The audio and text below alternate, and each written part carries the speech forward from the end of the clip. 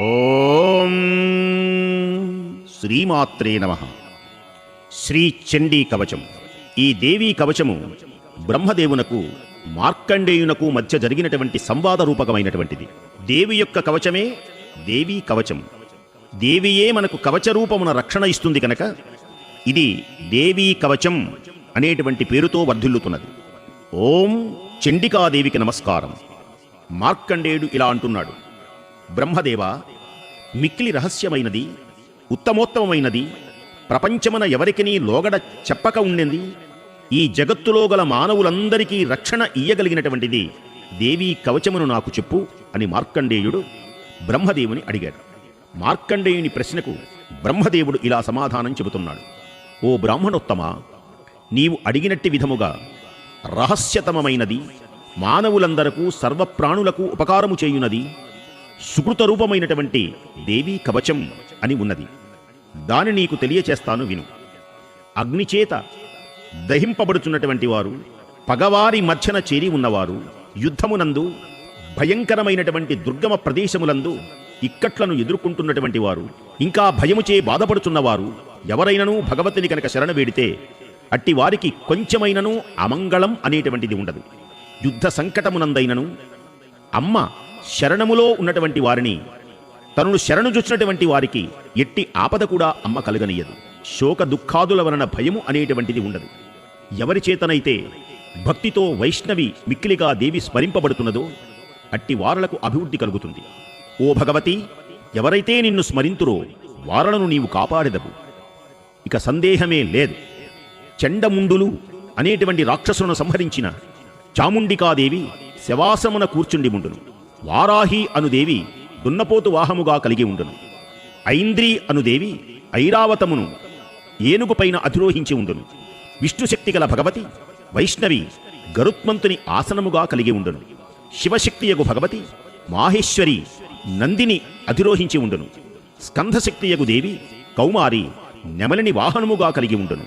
తామర పువ్వును చేత ధరించి విష్ణు వల్లభ అయినటువంటిది ప్రకాశస్వరూపిణి అయినటువంటి లక్ష్మీదేవి తామర పుష్పమునే ఆసనముగా కలిగి ఉండును. తెల్లని రూపము ధరించి ప్రకాశస్వరూపిణి అయినటువంటి ఈశ్వరి శక్తి ఎద్దునే వాహనముగా కలిగి ఉండును. బ్రహ్మశక్తియగు భగవతి సమస్తమైన ఆభరణములచే అలంకరింపబడినటువంటిదై హంసపైన అధిరోహించి సంచరించును. ఇట్టి తల్లులు అందరూ సమస్తములైన ఐశ్వర్యములతో కూడుకొని ఉందురు. వివిధములైన నగల యొక్క కాంతి చేత ప్రకాశిస్తూ, వివిధములైనటువంటి మనుల చేత మిక్కిలిగా ప్రకాశిస్తూ ఆనందిస్తూ ఉంటారు. తల్లులందరూ కోపావిష్టులై రథమును అధిరోహించి కనపడుతూ ఉంటారు. శంఖము, చక్రము, గద, శక్తి, నాగలి, రోకలి, డాలు, చిల్లకోల, గొడ్డలి, పాశము, ఈటె, బల్లెము, విల్లు మొదలైనటువంటి ఆయుధములను రాక్షస సంహారం కొరకై దేవతలకు హితము చేకూర్చడానికి, భక్తులకు అభయము ఇవ్వడానికి ఆయుధములను ఆమె ధరిస్తుంది. అధికమైనటువంటి కోపము, భయంకరమైనటువంటి పరాక్రమము, గొప్ప బలము, అత్యుత్సాహము కలిగి ఎంతటి భయంకరమునైనను నివారింపగలిగినటువంటి తల్లీ, నీకు నమస్కారం. శత్రువుల గుండెలలో భయమును పుట్టించేటువంటి ఓ దేవి, చూచుటకు శక్యము కాని స్వరూపము కలిగినటువంటి ఓ జనని, నన్ను రక్షించు. ఇంద్రశక్తియగు ఐంద్రీదేవి తూర్పు దిక్కునను, అగ్నిదేవత ఆగ్నేయ దిక్కునను నన్ను రక్షించునుగాక. వారాహి అను శక్తి దక్షిణ దిశయందును, ఖడ్గదారిణీ శక్తి నైరుతి దిక్కునను, వరుణశక్తి పడమట దిక్కునను, సింహవాహినీ శక్తి వాయువ్య భాగమునను నన్ను రక్షించునుగాక. స్కంధశక్తియగు కౌమారి ఉత్తర దిక్కునను, శూలమును ధరించిన శివశక్తి ఈశాన్య భాగమునను నన్ను కాపాడునుగాక.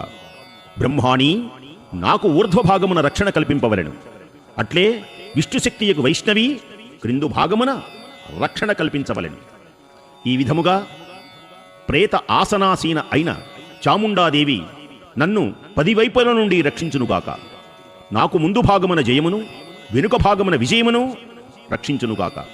ఎడమ భాగమున అజితయును, కుడి భాగమున అపరాజితయును, శిఖన ఉద్యోతినియును, శిరస్సునందు వసించి ఉన్న ఉమాదేవి శిరోభాగమును రక్షించెదరుగాక. నుదుటియందు మాలాధారినియు, కనుబొమ్మలయందు యశస్వినియు, కనుబొమ్మల మధ్యభాగమున త్రినేత్రయు, ముక్కు రంధ్రములను యమఘంటయును రక్షించునుగాక. కనుల నడిమి భాగమున శంఖినియు, చెవుల నడిమి భాగమున తద్వారములయందుండెడి దేవియు, చిక్కిళ్లను కాళికయు, కర్ణమూలములను శంకరియు నన్ను రక్షించునుగాక. ముక్కును సుగంధాదేవియు, పై పెదవిని చర్చికయును, క్రింద పెదవిని అమృత కలశయును, నాలుకను సరస్వతీదేవియు రక్షించదరుగాక. కౌమారీ దంత శక్తులను, చండికాశక్తి కంఠప్రదేశములను, చిత్రఘంట అనడి శక్తి కంఠమూల భాగములను, మహామాయ అనడి శక్తి రెండు వైపుల దవడలను రక్షించునుగాక. నా గడ్డమును కామాక్షీదేవి, వాక్కును సర్వమంగళ, కంఠమును భద్రకాళి, వెన్నెముకను ధనుర్ధారి నన్ను రక్షించునుగాక. కంఠ బహిప్రదేశమునందు నీలగ్రీవయు, కంఠనాళమును నలకోబరియు, మూపులను ఖడ్గినీ శక్తియు, చేతులను వజ్రధారిణీ శక్తియు కాపాడుదురుగాక. త్రిశూలధారిణి అయినటువంటి మాత గోళ్లను, దండిని హస్తములను, అంబిక వ్రేళ్లను, కులేశ్వరి కడుపును కాపాడునుగాక. మహాదేవి స్తనములను, శోక వినాశిని మనస్సును, హృదయమున లలితాదేవియు, శూలధారిణి గర్భమును రక్షించదరుగాక. నాభియందు కామినియు, గుహ్యమును గుహ్యేశ్వరియు, లింగమును పూతనానామికయు, ఉదస్థానమును మహిషవాహినియు రక్షించదరుగాక. మొలయందు భగవతియు, మోకాళ్లయందు వింధ్యాచలవాసినియు, మిక్కిలి బలశాలినియు, మరియు సర్వ మనోరథములను ఈడేర్చి జనని జంఘములను రక్షించునుగాక.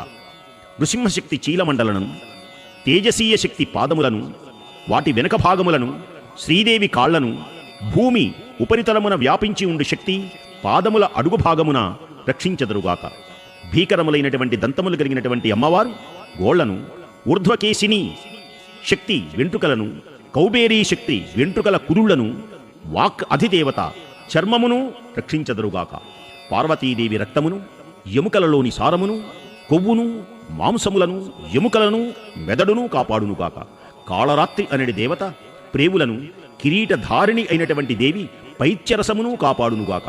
పద్మావతి అను భగవతి హృదయస్థానమునందు శిరస్సునందు మణిదాల్చిన చూడామణి అను అమ్మవారు కఫమునందు నిలిచి రక్షించదరుగాక. గోళ్ల ప్రకాశమును జ్వాలాముఖి రక్షించునుగాక. శరీరమునందరి సంధిభాగములనంటినీ అభేద్యాదేవి కాపాడునుగాక. బ్రహ్మశక్తియకు బ్రాహ్మణీదేవి నా వీర్యమును రక్షించునుగాక. ఛత్రేశ్వరీ అను భగవతి నీడను, ధర్మధారిణీదేవి నా జీవతత్వము అగు అహంకారమును, మనస్సును, బుద్ధిని కూడా రక్షించునుగాక. వజ్రధారిణి అగు వజ్రహస్తాదేవి ప్రాణ, అపాన, వ్యాన, ఉదాన సమానములు అనిడి పంచప్రాణములను రక్షించునుగాక. మంగళస్వరూపిణియగు అమ్మవారు నా ప్రాణములను రక్షించునుగాక. యోగినీ శక్తి శబ్దస్పర్శ రూప రసగంధములను, మరియు నారాయణీ అను శక్తి సత్వరజస్తమో గుణములను ఎల్లప్పుడూ కూడా రక్షించునుగాక. వారాహీ శక్తి నా అకాల మృత్యువులేని ఆయుష్యును, వైష్ణవీ శక్తి ధర్మమును, చక్రిణీ శక్తి యశస్సును, కీర్తిని, సంపదను, ధనమును, విద్యను రక్షించునుగాక. ఓ ఇంద్రాణి, నీవు నా గోత్రములను రక్షించునుగాక. ఓ చండికాదేవి, నా పశువులను రక్షింపము. మహాలక్ష్మి, నా పుత్రులను రక్షింపము. భైరవీదేవి, నా భార్యను రక్షింపము. సన్మార్గగామియగు అమ్మా, నా త్రోవను రక్షింపము. క్షేమకరీ శక్తి, నా లౌకిక పారమార్థిక అన్వేషణలను కాపాడుము. అదేవిధముగా రాజగృహద్వారమునందు మహాలక్ష్మియు, విషయములిచ్చి విజయాదేవి అంతటను ఉనికి కలదై నన్ను రక్షించును కాక. జయశీలవు, పాపఘ్నివి అయిన ఓ అమ్మ, పైన చెప్పబడిన కవచమునందు చెప్పక విడిచిపెట్టిన నా అంగములలోని ఏదైనా మిగిలి ఉన్న ఎడల అట్టి భాగములన్నిటినీ రక్షింపము. మనస్సునందు తన క్షేమమును కోరిన ఎడల కవచరహితముగా ఒక్క అడుగు కూడా ముందుకు వేయకూడదు. ఎల్లవేళలయందు ఎచ్చటెచ్చటికి పోవుట జరుగుచుండునో ఆయా స్థలములకు కవచముతో ఆవరింపబడియే పోవలెను. సాధకుడైన పురుషుడు ఏ ఏ ప్రదేశమునకు పోవునో ఆయా ప్రదేశములందు ధనలాభమునే కాక సర్వ మనోరథ సిద్ధి రూపమైనటువంటి విజయమును కూడా పొందును. ఏ కోరిక కోరునో నిశ్చయముగా దాన్ని పొందెదరు. భూతలమందున సాటిలేని ఐశ్వర్యము కూడా అతడు పొందగలడు. కవచ పారాయణమును చేసిన మనుష్యుడు దాని ప్రభావము చేత నిర్భయుడై ఉండును. అతడు సురక్షితుడై యుద్ధములందు ఓటములేనివాడై ఉండును. అంతేకాక 3 లోకములయందు పూజ్యుడై కీర్తి పొందును. ఈ అమ్మవారి కవచము దేవతలకు కూడా దుర్లభమైనది. ప్రతిదినము 3 సంధ్యలయందు శ్రద్ధాభక్తులతో ఏకాగ్ర మనస్కుడై పారాయణ చేయువానికి అమ్మవారి యందు భక్తి కలుగును. ముల్లోకములయందును అతడు ఓటమి అనేటువంటిది ఎరుగడు. అకాల మరణము లేకుండునట్లుగా సంపూర్ణ ఆయువుతో జీవించును. ఈ కవచ పఠనమును చేత సకల శారీరక వ్యాధులను, విషకీటకాది ఏర్పడు గాయములు మొదలైనటువంటివి, పొక్కులు మొదలైనటువంటివి, స్థావర జంగమ కృత్రిమ విషములు అన్ని కూడా నశించివేయును. ఇతరులచే ప్రయోగింపబడు క్షుద్రశక్తులన్నీయు, భూతలమందున గలగ మంత్ర తంత్ర శక్తులన్నీయు, భూమిని ఆకాశమును జలమును ఆశ్రయించి ఉండు క్షుద్రదేవతలందరూ గురువుచే ఉపసేసింపబడిన సాధనములచే ప్రసన్నులు అయి క్షుద్రదేవతలందరూ ఈ కవచ పాఠముచే శమించిపోదురు. స్వభావ సిద్ధమైనటువంటి క్రూర గ్రహములు, కులమునందు పుట్టిన క్రూర గ్రహములు, అపవిత్ర గ్రహాలు అంటే ఢాకినీ శాకినీ గ్రహములు, అంతరిక్షమున తిరుగాడుచుండు భయంకర గ్రహములు, మిక్కిలి బలముగల ఢాకినీ గ్రహములు కవచ పఠనముచే నశించిపోవును.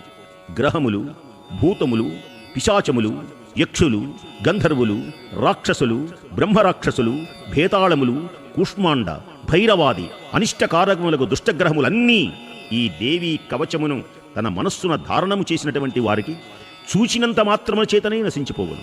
అంతేకాక ఈ కవచ ప్రభావము వలన రాజులకు శ్రేష్టమైనటువంటి తేజస్సు మరియు గౌరవము వృద్ధి పొందును. వారు కీర్తిమంతులై ప్రకాశించెదరు. సాధకుడైన వ్యక్తి యొక్క కీర్తి వ్యాపించిన ఈ భూమియందు మరింత కీర్తి చేత అభివృద్ధి కలుగుచుండును. అందుచేత మొట్టమొదటగా ఈ కవచ స్తోత్రమును పఠించియే చండీ సప్తశతిని పారాయణ చేయవలెను.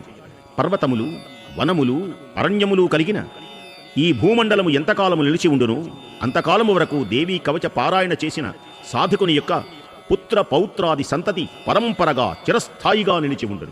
చివరిగా కవచ పాఠకుడు అమ్మవారి అనుగ్రహము చేత దేవతలకు కూడా లభ్యం కాని శాశ్వతమైనటువంటి మోక్ష సామ్రాజ్యమును పొందును.